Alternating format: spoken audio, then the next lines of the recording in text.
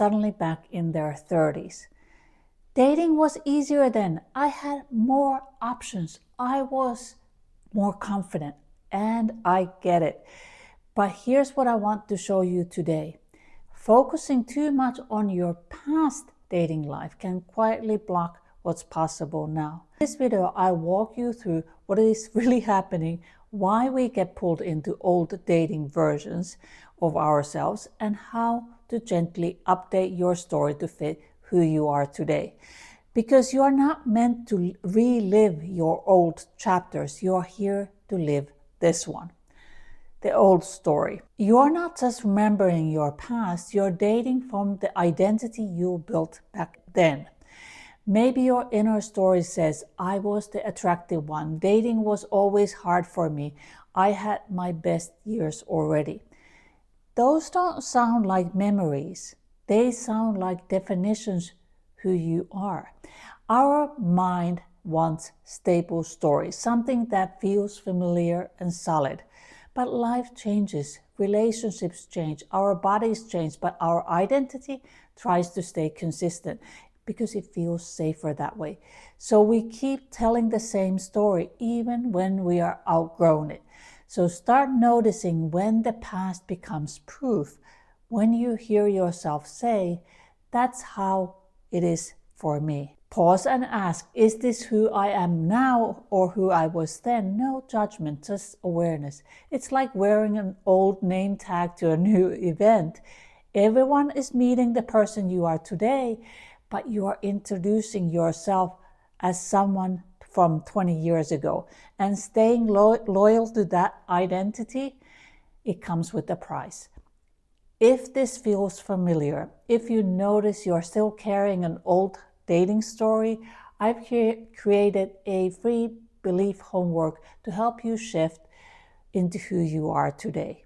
You'll find it in the description below this video. The hidden filter.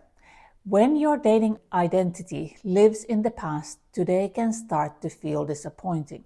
You compare everything. The attention you used to get, the confidence you had, or how easy it all seemed. Because your story becomes your filter. If your story says, I was desirable back then, your mind might add, so maybe I'm not anymore. Not facts, just old storyline running in the background. Catch the comparison in the moment. Instead of dating was easier then, try dating is different now. And I'm different too.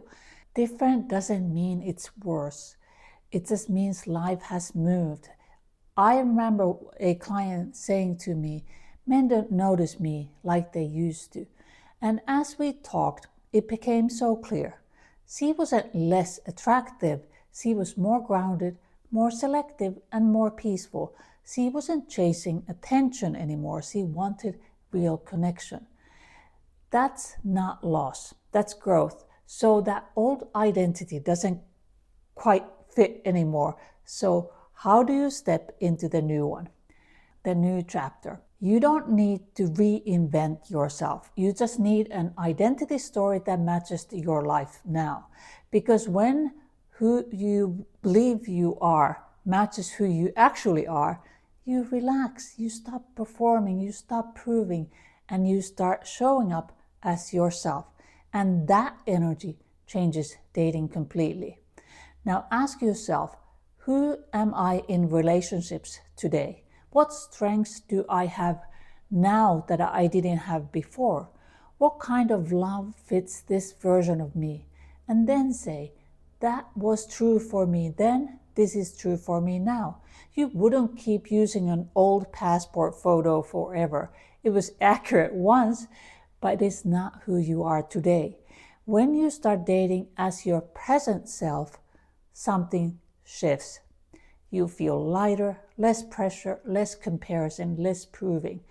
Because you are not trying to be who you were. You are allowing yourself to become who you are. Your past can guide you, definitely, but it doesn't have to define you. Love and light. Bye.